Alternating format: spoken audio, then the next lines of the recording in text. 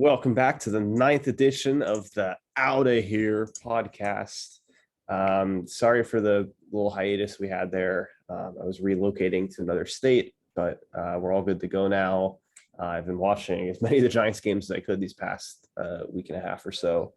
And the way this episode is going to go is we're going to do kind of a brief overview of just what happened the last week and a half, not go into detail too much, and then I'm going to have some questions that we're going to debate back and forth about predictions for the end of the season and who's most likely to do this and that. And yeah. So anyway, what do you think about the last week and a half? Personally, I feel like it was a solid week and a half, but it could have been even better. Like they did pretty well at home, obviously, against the Dodgers. They surprisingly swept.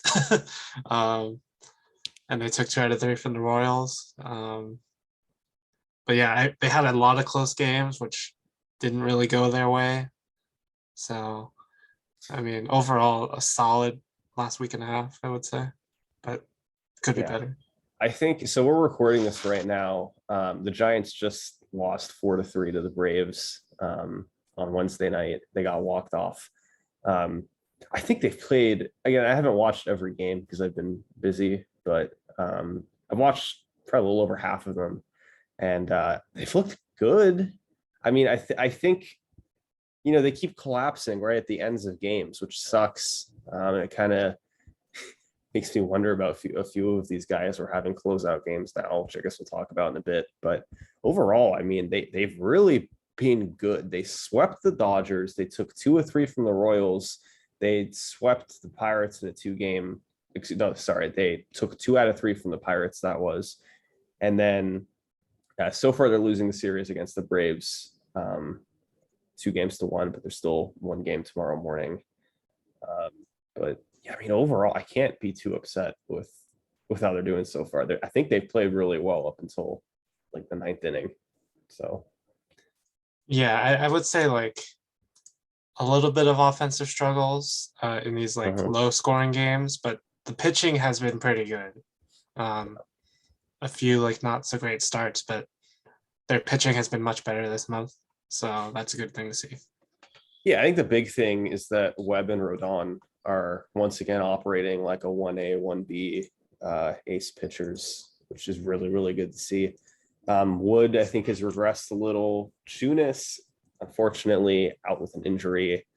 I think he's hopefully looking to come back fairly. Like it's not like a super long-term thing, but he is going to miss, a couple starts at least. And then Cobb's still working on regressing his ERA back to what it should be. It's the process, but we'll get it there. And then Disco came back and he looked pretty awful, unfortunately. Yeah, he started okay, but then went back to how he was before he got hurt, pretty much. Yeah, I can't harp on it too much for start back from an injury, but yeah, 4 starts this year for Disco, and I don't think he's looked good in any of them. I don't know if he just needs more time on the injured list or what, but yeah, they need him back. Unless Junis can come back and keep doing what he was doing, they're going to need another starter here. So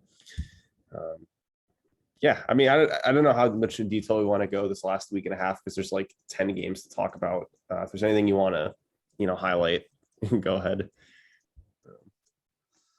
Not really any particular game, but it was nice to see them sweep the Dodgers. I'll say that. Yeah, that was unexpected. Yeah.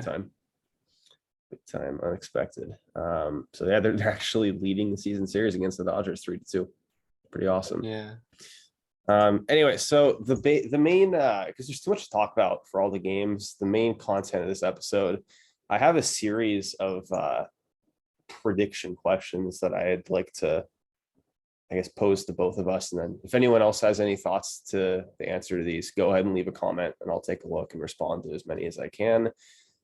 Not that we get that many comments anyway, but yeah, I'm just going to ask a few questions and see what you think that you think is going to happen by the end of the season. Who's the most likely to do something, least likely. And the first question I got is, who is the most likely on the team, in your opinion, to finish the season at batting 300 or higher? Yeah, so for right now, I mean, the only one I can really see is Luis Gonzalez, and his batting average has gone down a little bit over the last week or so, but it's still over 300 right now. I know you've said before, like his BABIP is very high, so like that's likely to his batting average is also likely to go down.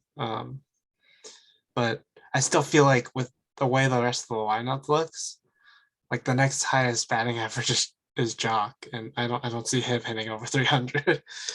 Yeah, the Giants, they get on base. They don't necessarily have a high batting average, though. Yeah.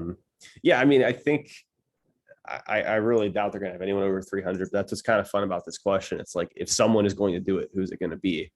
I think it has to probably be Luis Gonzalez.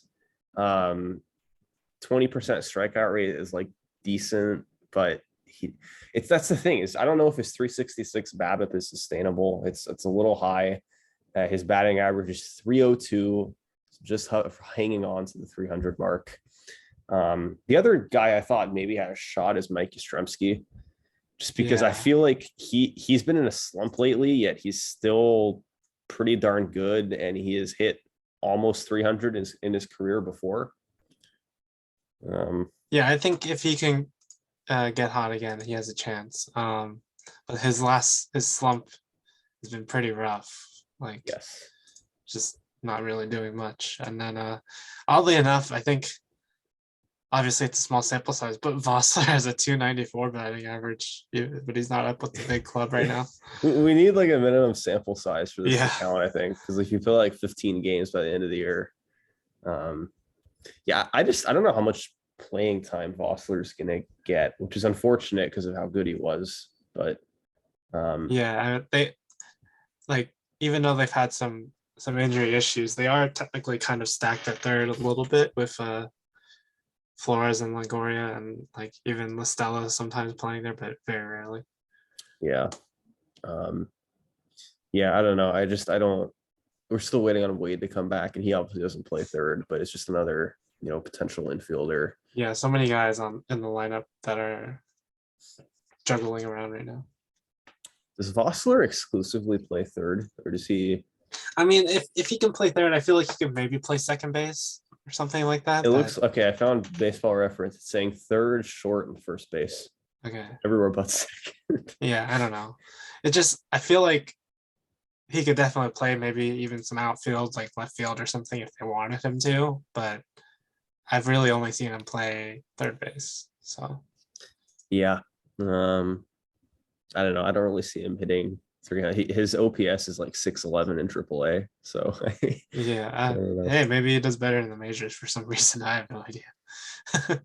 Let's see. Does anyone else have a chance? Okay, I'm gonna say one other guy that I think maybe has a shot. If he turns his season around, it would be Tommy La Stella. Yeah. But he has issues this year. And it's not just like, oh, he's getting unlucky. Like, there are some issues with his game that have developed. Yeah, I think it's pretty clear he's kind of adjusted his approach a little bit. Which is odd because he Yeah. had been doing pretty well. Yeah, it's his numbers in terms of strikeout percentage and walk percentage are going in the wrong direction. So that's Yeah. not really what you want to see. His problem is he like always takes until 2 strikes, like every single at bat. So pitchers know, okay, we get 2 free strikes. And then what he used to do, that he's done that for a lot of his career, but he was always an excellent 2-strike hitter, very patient and very good at making contact. And this year it's like he gets 2 strikes on him and he just is like, okay, I'll swing at everything. No matter where the pitch is, I swing at it. Yeah, he seems to be chasing a lot. Like, I think yesterday or something, he swung at a fastball way up in the zone, striking out. He's done that a few times. Yeah. But yeah, it's odd because I mean, he's still like decent at contact, but he's literally swinging at everything in a 2-strike count. So I don't know, man. It's not going to work. But again, if he can turn it around, he has, in 2019 he batted 295. In 2020 he batted 281. So if he can get his old form back, I think he might have a shot. But yeah, it's hard to see really anyone on the team having a chance. Yeah, it's hard for me to think of anyone else really getting up to 300 batting average. Let's move on to the next question. Most likely to pitch a perfect game.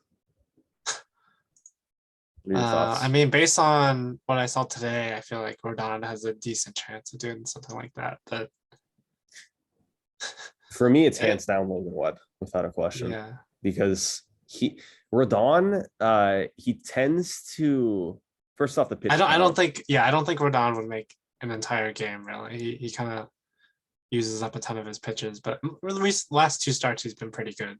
It's the pitch count, but it's also, I think he tends to show that his arm's tired more than other pitchers. Like the was 7th inning today. I don't remember which inning it was. Yeah, it was the 7th inning. 7th, yeah, where he lead off base hit and then a double. And he recovered and everything, fine, whatever. But or the team recovered, I guess I should say. But yeah, I don't know, man. I think it's got to be Logan Webb. I know he hasn't been quite the same this year, but he's still had some really, really good starts. Yeah, recently he's been a lot better. And he's getting his ERA close to what he got last season. So that's good. What about Jacob Junis? Junis, I mean, the lowest whip of anyone on the team. Yeah, I don't know about getting a perfect game, but he's just been like so good. He's Yusmeiro Petit of the 2022 Giants, and Petit, as we all know, won out from perfect game. Yeah. So it's tricky because for like a perfect game, you throw certain stats out the window. Like you don't really care how many they strike out. It's more like what's their whip, how many hits and walks per 9. Yeah, so. I'm gonna be honest. Like, I feel like the Giants' defense this season is not really gonna save any pitcher from like maybe a grounder in the hole. Like someone could make that play before, but I feel like this season's Giants, they're not really doing something like that. Yeah, I mean, Matt Cain's perfect game, the throw that Arias made to end it. Yeah, and Gregor Blanco's catch. Yeah, well, I think our outfield defense is still decent. Yeah. But like, I guess maybe Longo could do what Arias did, but like if we put Wilmer Flores at third, no, it's like there's no way he makes that play. Yeah. So our defense has just not been up to par from what I usually expect from the Giants this season. Yep. All right, next question I got. This one's pretty easy, but most likely to hit 30 home runs. Well, I think I got to go with a certain person that they may have signed over the free agency, who's also in the running for an all-star appearance, apparently. A Jock Peterson, maybe. He's my guess. Like 15 home runs so far. Like, we know he's very streaky, but that could also be a streaky good thing. Like he gets 5 home runs in a week, So yes. Yeah, I mean, Jock Peterson's clearly the front runner here. I think Belt could be a kind of interesting wild card answer just because Brandon Belt. I mean, he needs to get hot soon because it's been kind of slow.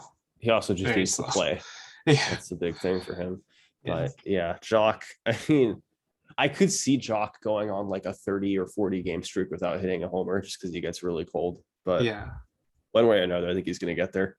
Yeah, I think he could get 25 easily this season. And then, what if you were in Vegas and you had to make the odds for the over under for how many homers Jock hit? What would you put it at? 28. Only 28. Wow. Yeah, I don't know. He's had 15 in 58 games so far. I don't know. Okay, I have a 30 33 is my I was gonna say over-under. 32 and a half over Yeah. under. Okay. That's pretty fair. So we're both thinking low 30s. All right, cool. Next up, who at the end of the year will be leading the team in walks? I mean, based on the numbers so far, it's a close race between Yastrzemski and Ruff. I would take Yaz in that, to be honest. Yeah, I would take Yaz as well, simply because I think he is more likely to get a lot of playing time down the Yes, stretch. that is my reasoning as well. I mean, technically, Ruff is better at walking than Yeah. like anyone else on the team. But I just feel like with a healthier team, though, he's not going to get as many at bats. yeah, although he's been a lot better lately, Yeah. clearly. The Ruff redemption arc. I was telling everyone he's going to come around. His OPS still doesn't look great, but we're getting there. Yeah, no. Like you said, kind of a 2-horse race, but then also we're kind of forgetting someone. Belt. Yeah. I mean, he's got 21 walks in 33 games, which is it's just over half the games. So he definitely could reach what they are at. Had he played every game, had he played as many games as Ruff or Yaz, he would probably be at about 40 walks. Yeah. So yeah, his thing is like, can he stay healthy? He hasn't been particularly injury prone, like throughout. Well, I guess he somewhat has in his career, but I don't know. Lately, it's been really, really bad. Last couple seasons. Yeah, I mean, I'm wondering, guys, thinking of someone else. It looks like Belt has missed a lot of time throughout the years. Yeah, he's missed a lot of time. Has it always been like the same injury, or is it just like something random? No, I mean, like last season it was that knee thing, right? Yeah, the knee last year. I don't really remember the fractured hand, right? Yeah, I don't really remember all of his past injuries, but he's definitely missed like a decent number of games before. I'm looking. He's only really played like 4 full seasons. Yeah. Kind of crazy. Like the 2014 season, he only played 60 games. Yeah. Anyway, I think it's a really tough call, honestly, between the three of them. I'd rule Ruff out just because I think he's going to play a little less, but between Yaz and Belt, it's like, damn, it's close. I think I'm going to go Belt.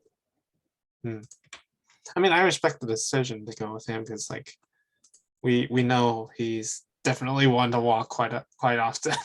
Yeah, it's just if he can play out the rest of the season, then I definitely think he's got a good chance. Yeah. All right. Next question. This one's a little less of a prediction and more of just what your opinion is. Okay. Picture this. Okay. It's game 7 of the World Series, bottom 9. But the Giants are the away team. Bases are loaded, nobody out, tie game. You need to bring in a new pitcher. Who would you bring in? Any reliever? Anyone. Any reliever. Or any pitcher? I mean, it's hard for me to trust anyone really right now. Mm-hmm. Like they've all had their issues in the bullpen this season, really. So, I mean, I would just go with, while the numbers don't really say it, I feel like Duvall is like, he's tough as nails pretty often when he's like in a very tough situation. So I would just go with him just based on what I've seen from him in like last postseason and stuff like that. Yeah, no, I'd probably go Tyler Rogers. No, I'm kidding. Probably either Duvall. Duvall's like the obvious one just because he strikes a lot of guys out. But I think Dominic Leone's another solid choice. He actually really turned his season around. Like he started off pretty rough, but he's been really good this season. Yeah, he's striking out more than the batter an inning, which not many Giants relievers are actually doing. So that's pretty impressive. His walk rate is half of what Duvall's is. His whip is a little higher, and again, in a situation like that, your whip would matter. But yeah, boy, right now I think I'd have to go with Leon. Yeah, I And think right now. Yeah. I'm not saying he should like be our closer, but it's a very specific scenario I envisioned for the Giants. So, Yeah, the top three relievers this season, or top three, top four, I gotta say are like Leon, Brevia, Garcia, and Duvall to me. I put Sam Long as like he's in his own category. He's been really good though. yeah, it's tough for me to evaluate that because there's a lot of different ways to measure how good relievers are. I can tell you some guys it wouldn't be. It wouldn't be Littell, wouldn't be Rogers, although Rogers kind of unlucky, but he's also been kind of bad. Let's be real. Yeah. Wouldn't be McGee, even though he's kind of turning a corner. Garcia, I don't know if he can sustain what he's doing. Yeah, because his FIP is like 4.3. Yeah, what 4.36 is his FIP. I think yeah, he's giving up 5.2 hits per nine right now. I don't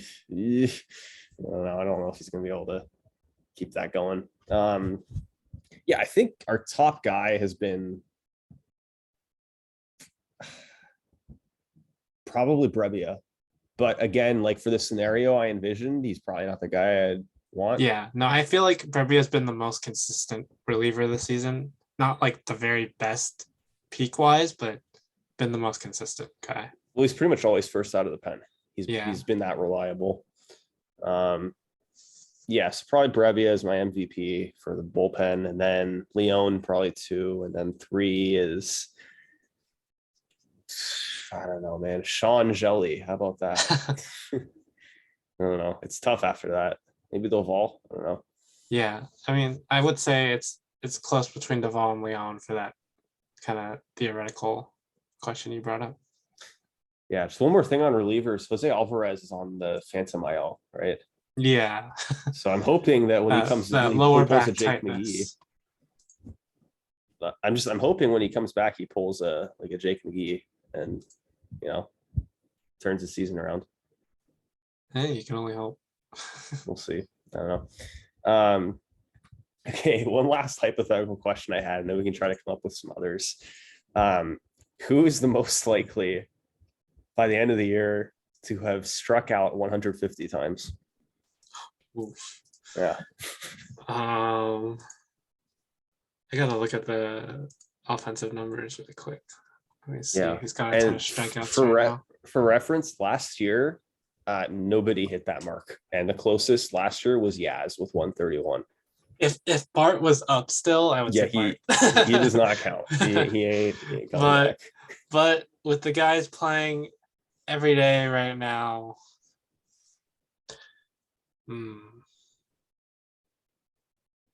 don't say Darren Ruff. I'm gonna say Crawford if he's gonna struggle like this all season. Yeah. And then maybe Jock if he plays every day, but I'm not sure if he's really gonna play every day. He seems to be more of a platoon. Are you just looking at strikeout totals? I'm going with their strikeout totals and kind of like how often I feel like they're gonna play, and because I feel like Crawford's gonna, if he's healthy, he's gonna play like every game almost.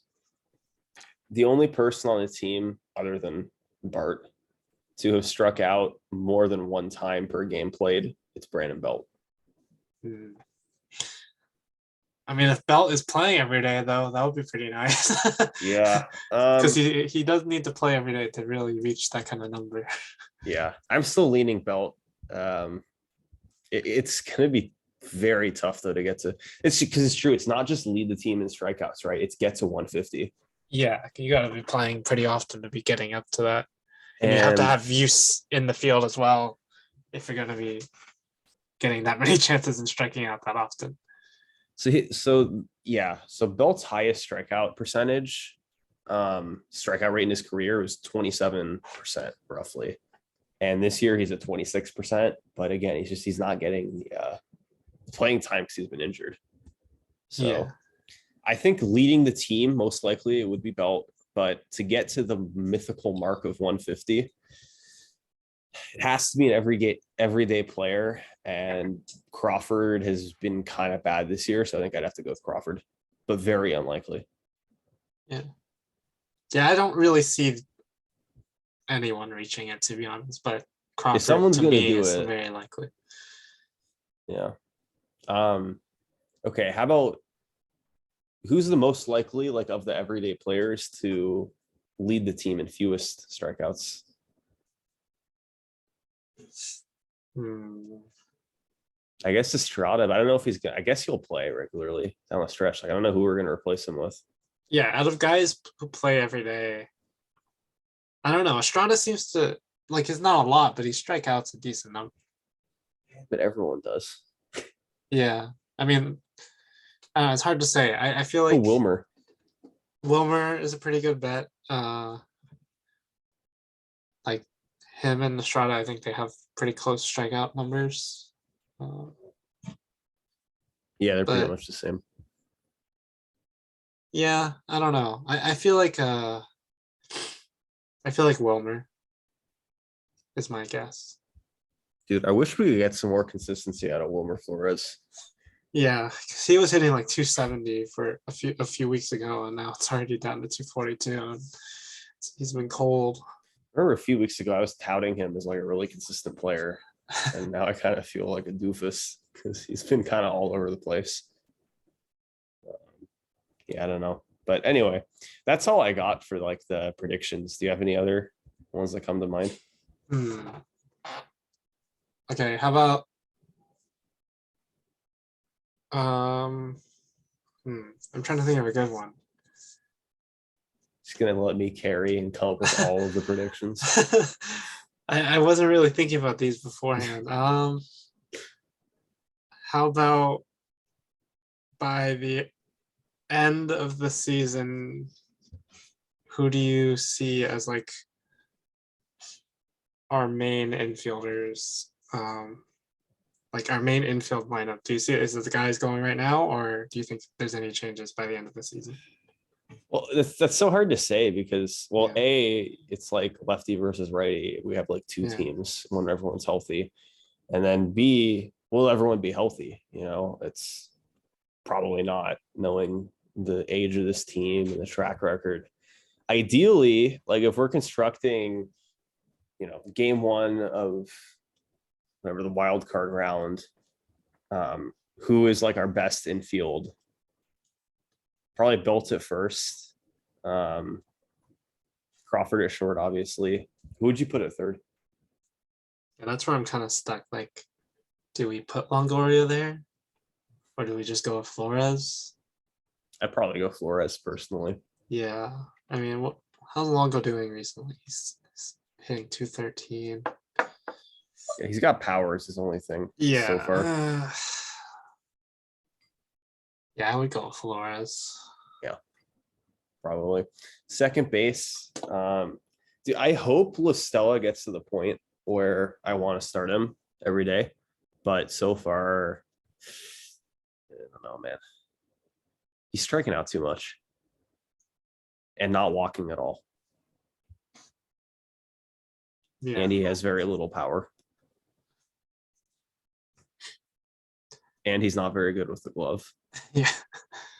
And he has no speed.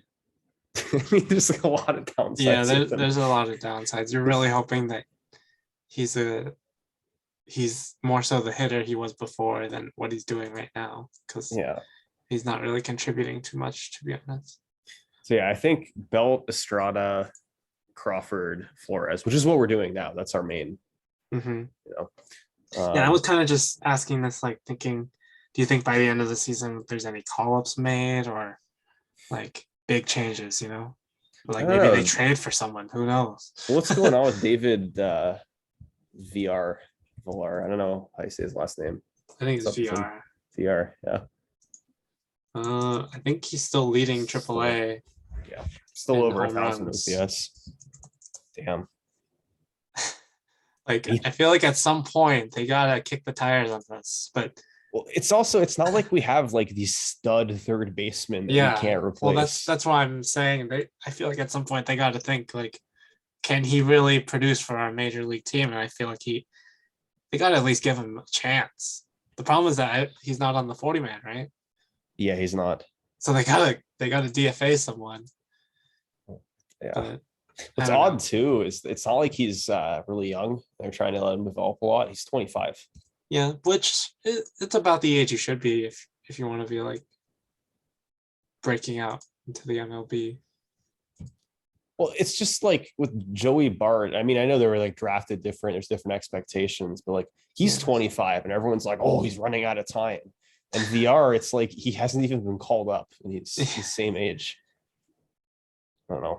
It's just you got to call him up at some point, give him a shot. And then if he doesn't work out, whatever, it's fine. We can, we have serviceable third baseman, but over 1,000 OPS in AAA, it's too good to ignore. Yeah, I mean, I want to see him to like being honest. Like I'm kind of done with watching Longoria. Will they do it though? Do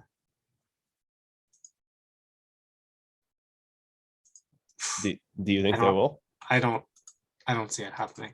Yeah, I don't either.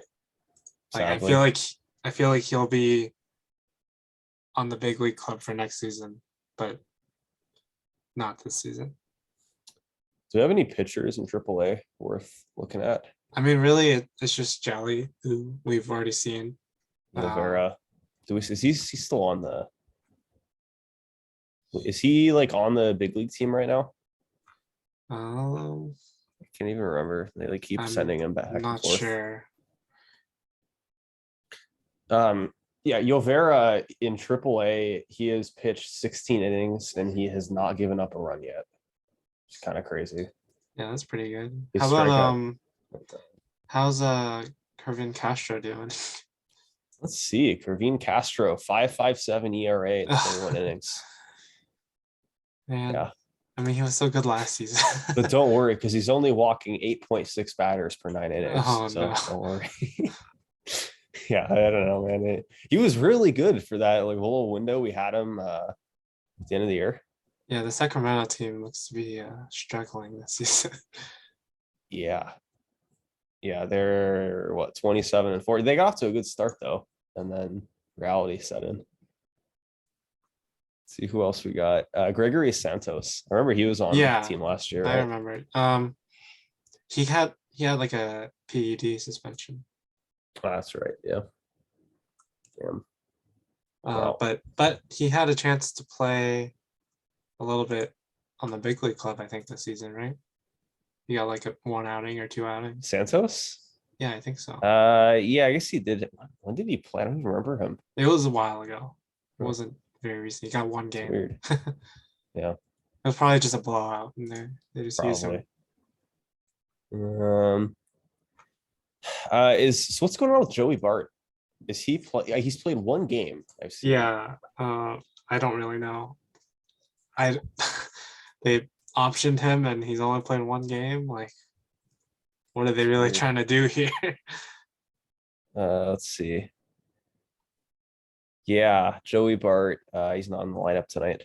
Again, it's bizarre. Oh yeah, you're mean Mercedes. Just talk about him real quick, right?